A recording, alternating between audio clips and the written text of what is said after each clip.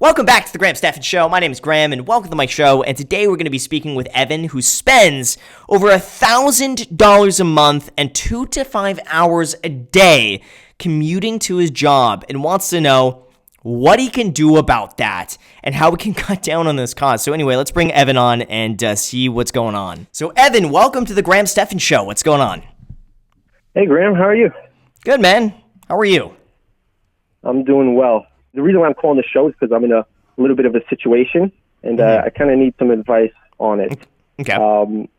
So I'm actually a college dropout. I was going to school for engineering. I didn't really like it too much, and I was born and raised in Brooklyn and lived there all my life.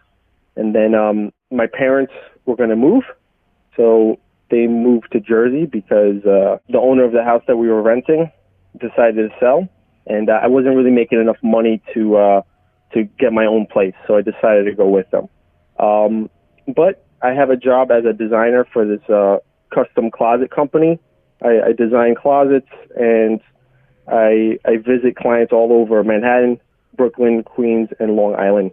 So that's kind of the problem that I'm in. I'm living in New Jersey, and I'm commuting all the way to these places, and I'm paying a lot of money in gas and a lot of money in tolls.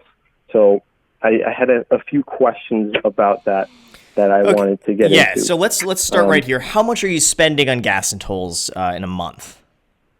So in a month, I average about $340 in gas, and then tolls. That's the big one. I think you're gonna go a little bit crazy hearing this, but I pay about $750 in tolls a month. This is New York. I got to pay the Verrazano Bridge toll. Wow. Tolls from Jersey into New York are like $11.50 a day, and the Verrazano is like $13, even with the Easy Pass. Then plus I pay the New Jersey Turnpike. So a lot of money in tolls. It really adds up. But the thing is, I'm still living with my parents, so I'm not paying rent, but I am paying a lot in those other expenses. How much time are you spending every day commuting? I spend anywhere from 2.5 hours to like 5 hours a day. So if I have to drive out all the way to Long Island, the traffic, I really want to. 5 hours I want to a shoot day. myself every time. Okay, how old are you? That's on the higher end, but on average, I would say 3 hours in total. How old are you? I am. I'm 23 years old. Okay, yeah. so first of all, let me just acknowledge this entire situation is ridiculous. It's so stupid. Something needs to change. Either you need to move or you need to find another job. I mean, one of those is going to happen by the end of this call. We're gonna have a solution for you, but it's one of that because you can't keep doing it, because that is so stupid. That is such a big waste of your time. Think of it honestly, for like 3 to 5 hours a day. That is a part-time job. Like, you realize you can make more than like the money you spend in like tax in like fees and tolls and stuff like that, just with a part-time job on top of what you're already doing instead of commuting. First of all, let's start here. How much money are you making in New York? So I'm gonna gross about $65K in my first year, and there's a lot of room for that to go up. I'm a rookie designer, so it takes a while to build a client base and have repeat customers where more of the money is. But it's actually pretty good for the first year. Okay, so if it were me, get out of your parents' place, get a roommate, and you're gonna spend. Here's the deal, man. Like, I don't get why you haven't thought of this before. You're spending $1,000 a month, okay, plus 2 to 3 hours, a day, okay. You can find a bedroom to live in and just get a roommate for even $1,300 a month. Then on top of that, you're gonna save yourself like 2 hours a day.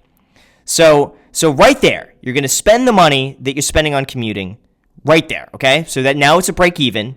You get to live on your own, and you're going to have an extra 2 hours a day to go and do something else, which would hopefully, I'd hope that you could find another side hustle, even if you work as like a server somewhere, $20 an hour. So you're going to earn an extra $40, every day for those extra 2 hours that you would be spending commuting. Multiply that by 5 days a week, you're going to be able to make an extra $200 a week, an extra an extra $800 a month is how much you should be able to make by moving closer, living with a roommate, not commuting 2 hours, and just spending your money instead of on tolls and gas. You're going to spend it on rent.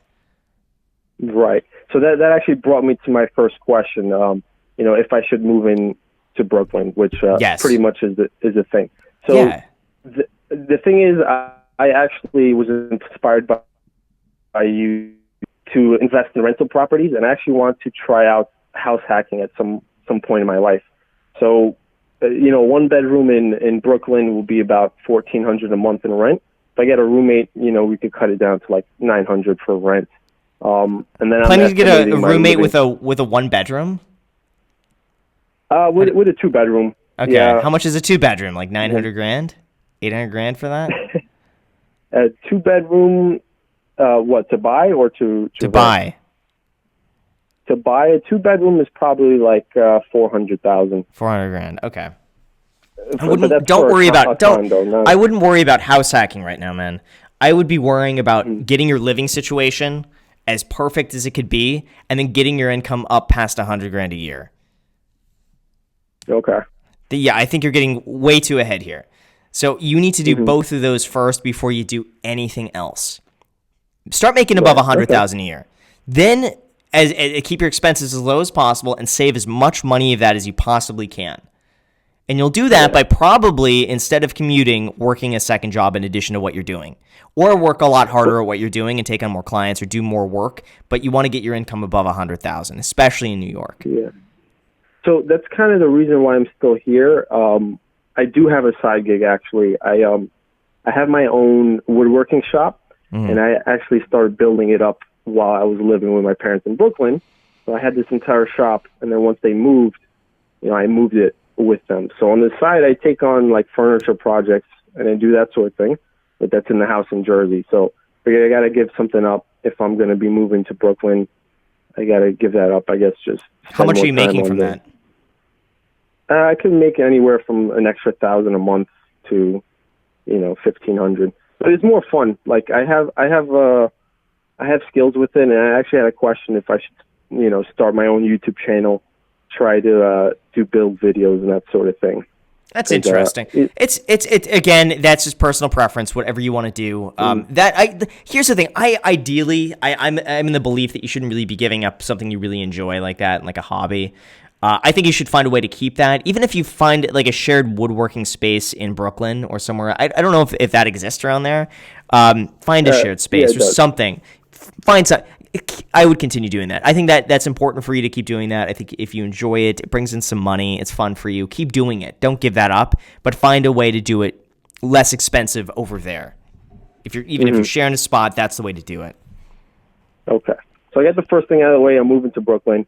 Yes. So the second thing is, eventually in the future, I do want to invest in real estate and that sort of thing. So my second question is, when you save up for a down payment on a property, like what percentage of my income should go towards a savings account? What percentage should go to investing accounts, Roth IRA, all of that?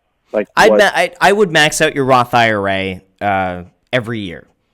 As much as you can, max out the Roth IRA, because that's going to be just tax-free money in the future at 60, which hopefully you're going to make it past 60. So you're just going to use that money at some point in the future. So always, I would just max out the Roth IRA, put $6,000 a year in that.